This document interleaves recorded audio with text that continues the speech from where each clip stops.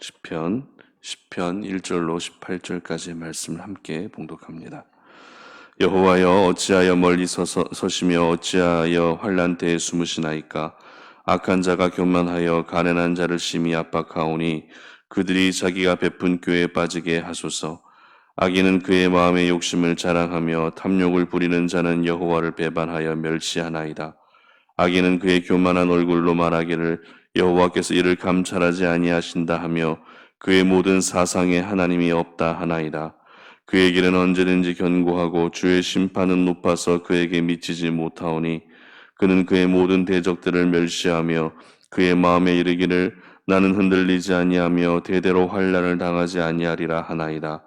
그의 입에는 저주와 거짓과 포악이 충만하며 그의 혀 밑에는 잔해와 죄악이 있나이다. 그가 마을 구석진 곳에 앉으며 그 은밀한 곳에서 무죄한 자를 죽이며 그의 눈은 가련한 자를 엿보나이다. 사자가 자기의 굴에 엎드린 같이 그가 은밀한 곳에 엎드려 가련한 자를 잡으려고 기다리며 자기 그물을 끌어당겨 가련한 자를 잡나이다. 그가 굽으려 엎드리니 그의 포악으로 말미암아 가련한 자들이 넘어지나이다. 그가 그의 마음에 이르기를 하나님이 잊으셨고 그의 얼굴을 가리셨으니 영원히 보지 아니하시리라 하나이다.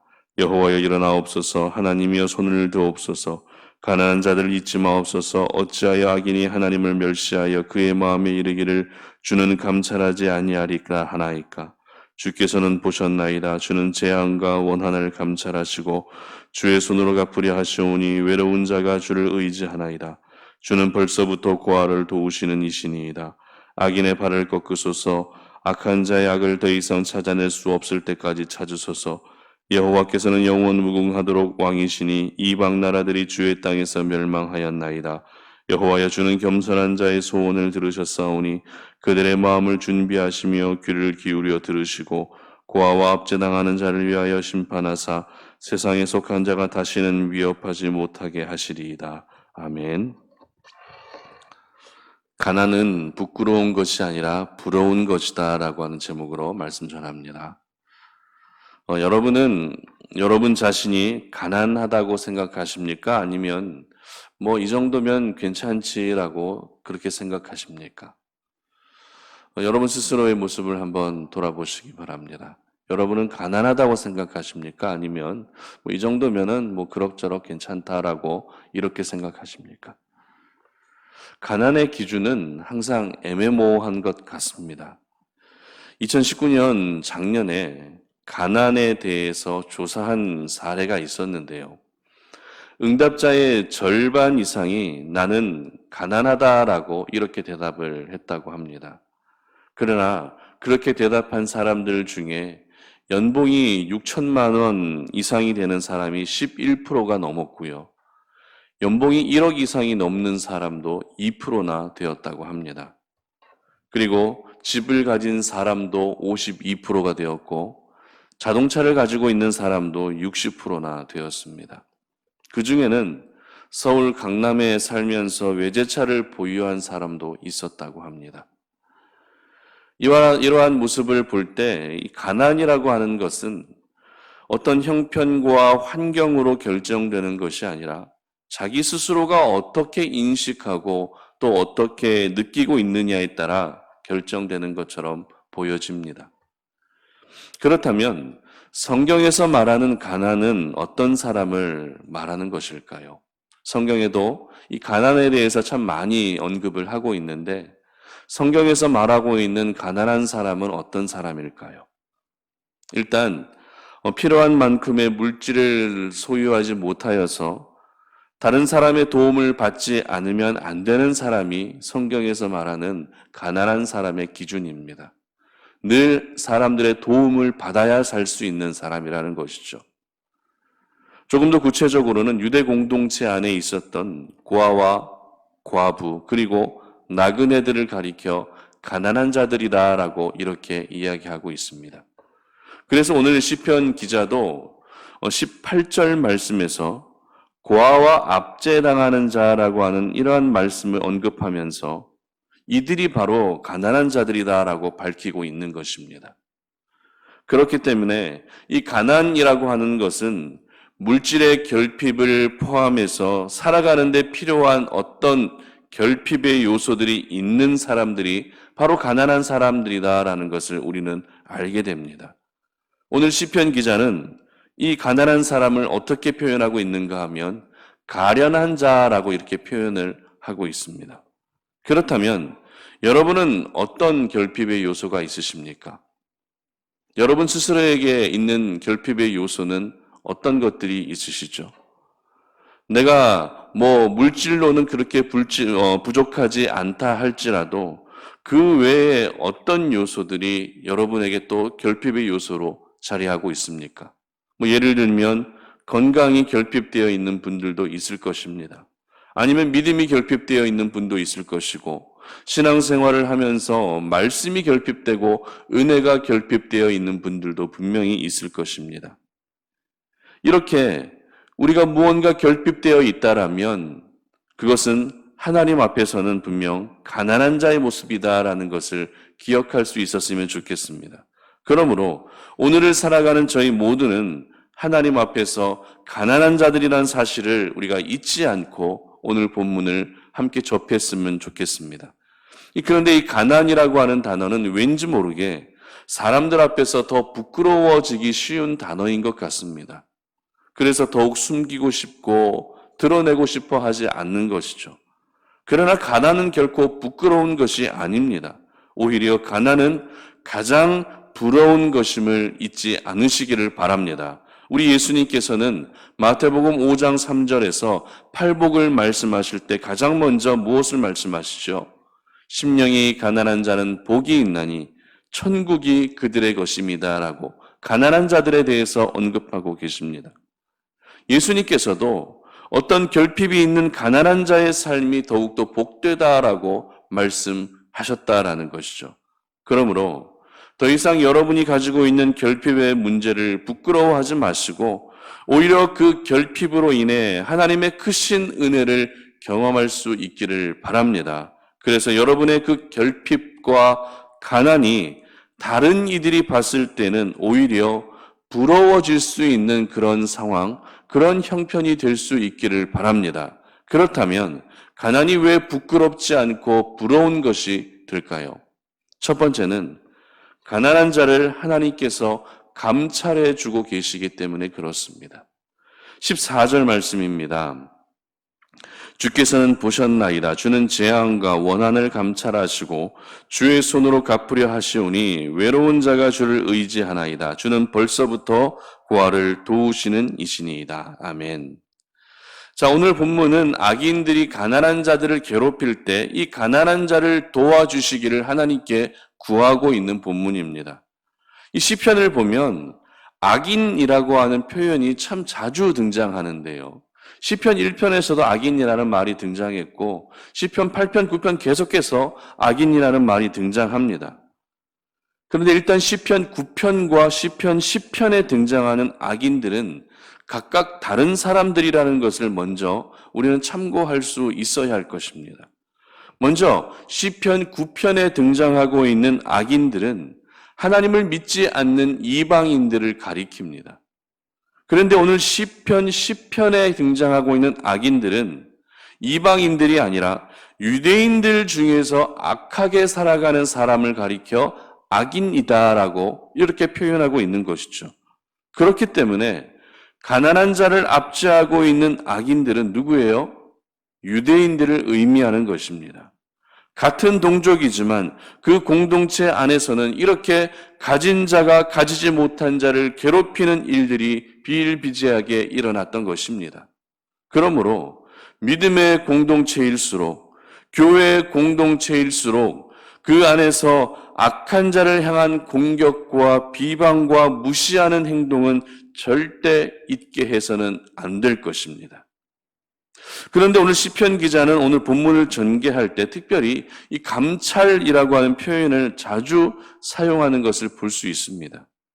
감찰의 의미는 살피고 지켜보신다라고 하는 그런 의미입니다. 그렇다면 하나님이 무엇을 살피시고 무엇을 지켜보신다는 의미일까요? 방금 읽었던 14절의 말씀을 통해서 알 수 있는 것은 하나님이 살피시고 하나님이 지켜보시는 것은 바로 가난한 자들이 겪고 있는 재앙과 원한을 감찰하고 계신 것입니다. 지금 내가 겪고 있는 고난과 어려움을 다른 사람들이 먼저 보게 되면 그것은 부끄러울 수 있지만 우리 하나님이 그것을 감찰하시는 순간, 하나님이 나의 가난과 연약함을 감찰하시는 순간 이 세상에서 우리 자신은 가장 부러운 존재가 되는 것입니다. 우리 하나님은 오늘도 가난한 자들의 고통을 절대 모른 척하지 않으십니다. 우리 하나님은 가난한 자들의 눈물을 못 본 채 하지 않으신다라는 것입니다. 가난이 왜 부끄러운 것이 아니라 부러운 것입니까? 그것은 언제나 하나님이 살피시고 지켜보고 계시기 때문에 그렇습니다. 그리고 지켜보는 것으로만 끝내지 않으시고 필요를 따라 모든 쓸 것을 채워주시고 공급해 주시는 분이 바로 우리 하나님이시기 때문에 그렇습니다. 그러므로 지금 여러분이 가지고 있는 그 결핍을 더 이상 부끄러워하지 않으시기를 바랍니다. 여러분의 가난을 부끄러워하지 않으시기를 바랍니다. 오히려 그 결핍과 가난이 오늘도 감찰하시는 하나님의 은혜를 경험하게 되는 통로가 될 줄 믿으시기를 바랍니다. 그래서 나는 비록 결핍이 있고 나는 비록 가난한 존재로 살아가고 있고 내 형편은 녹록지 않지만 나를 감찰하시는 하나님으로 인해 더욱더 당당하게 살아가시는 저와 여러분들 되시기를 주님의 이름으로 축복합니다. 두 번째는 왜 가난이 부끄러운 것이 아니라 부러운 것입니까? 가난한 자는 하나님이 도와주시기 때문에 그렇습니다. 18절 말씀입니다. 고아와 압제당하는 자를 위하여 심판하사 세상에 속한 자가 다시는 위험하지 못하게 하시리이다. 아멘. 조금 전에 저희들은 가난한 자를 감찰하시는 하나님에 대해서 함께 말씀을 나눴는데요. 감찰하신다는 것은 살피시고 지켜보신다라고 하는 의미라고 말씀을 드렸습니다. 그렇다면 여러분에게 질문합니다. 왜 하나님이 가난한 자를 살피시고 왜 하나님이 가난한 자를 지켜보시는 것이죠? 그 이유는 바로 가난한 자를 도와주시기 위해서인 줄 믿으시기를 바랍니다. 가끔 집에서 아이들이 하는 행동을 가만히 지켜보고 있을 때가 있습니다. 그림을 그리는 모습도 지켜보고 또 무언가를 만드는 모습도 지켜보고 또 공부하는 모습도 지켜보고 혼자서 노는 모습도 지켜보고 아이들의 이런 다양한 모습을 지켜볼 때가 가끔 있는데요. 그렇게 지켜보다 보면 이 아이들 스스로 해결하지 못하는 순간, 아이들 스스로 해결하지 못하는 이 난관이 꼭 생기게 됩니다. 그러면 저는 어느 정도까지는 지켜보다가 이제는 좀 도와줘야 되겠다라고 하는 이러한 생각을 가지고 아이들에게 아빠가 도와줄까? 이렇게 물어봅니다. 그러면 아이들은 기다렸다는 듯이 도와달라고 도움을 요청합니다. 설교를 준비하면서 가난한 자를 도우시는 우리 하나님의 모습이 바로 이와 같겠구나라고 하는 이러한 생각이 들었습니다.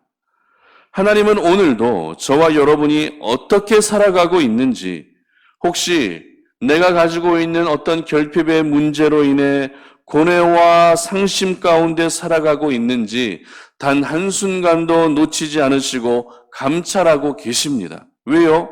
저와 여러분을 도와주시기 때문에 그렇습니다.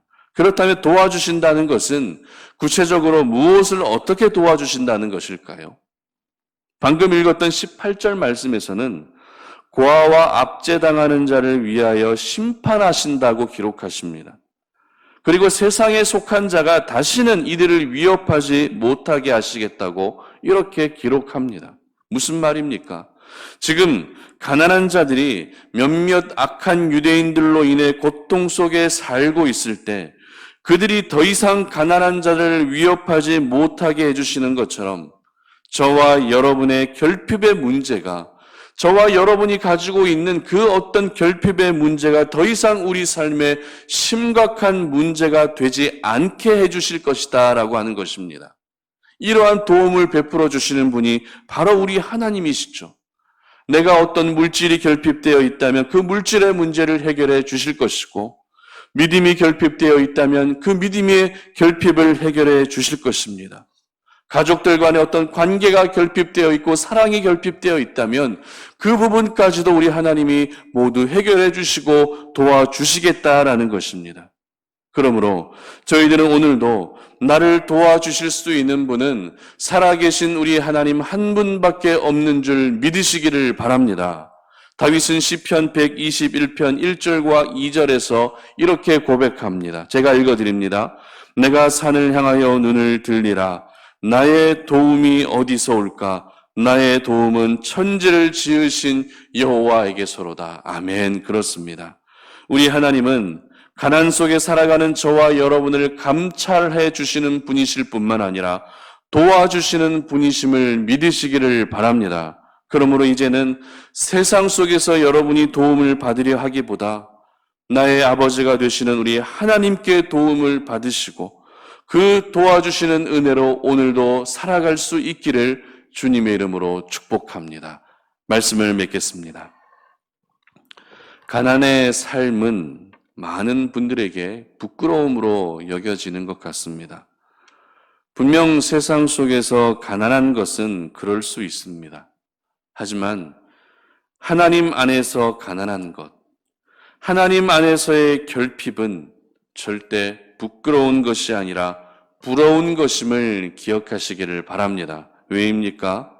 우리 하나님은 결핍과 가난 속에서 살아가고 있는 저와 여러분을 감찰하고 계시기 때문입니다. 그리고 감찰하실 뿐만 아니라 도와주고 계시기 때문입니다. 그러므로 오늘 하루 여러분의 결핍과 가난의 문제로 부끄러워하지 마시고 오히려 그 결핍과 가난을 통해 나를 살리시는 하나님의 은혜를 경험하시는 저와 여러분들 되시기를 주님의 이름으로 축복합니다. 기도하겠습니다. 하나님 아버지 감사합니다. 오늘 이 아침에 우리가 주의 말씀을 기억하며 오늘도 이 기도의 자리로 나아갑니다. 오늘도 이 기도의 자리로 나아가면서 우리 자신의 모습을 돌아볼 때 우리는 참 연약함이 많은 사람들이고 결핍도 많은 존재이며 그래서 하나님 안에서 항상 가난하게 살아가고 있는 사람들임을 고백합니다. 그러나 오늘 이 시간 우리가 주의 말씀을 기억할 때 가난하게 살아가는 것이 내가 어떤 결핍을 가지고 있는 것이 부끄러운 것이 아니라 부러운 것임을 기억할 수 있는 저희들 되게 하여 주시옵소서. 왜입니까? 바로 오늘도 나를 감찰해 주시는 하나님이 계시기 때문입니다. 감찰하실 뿐만 아니라 나를 도와주고 계시는 하나님이 계시기 때문입니다. 그러므로 오늘 하루 우리가 결핍으로 인해서 주눅들고 결핍으로 인해 부끄러워하고 가난함으로 인해서 맥없이 살아가는 것이 아니라 오히려 내가 없는 이 연약함, 나의 이 결핍으로 인하여서 오히려 하나님께서 일하실 것들을 기대하며 당당하게 살아갈 수 있도록 도와주시옵소서. 감사드리며 예수님의 이름으로 기도드립니다. 아멘.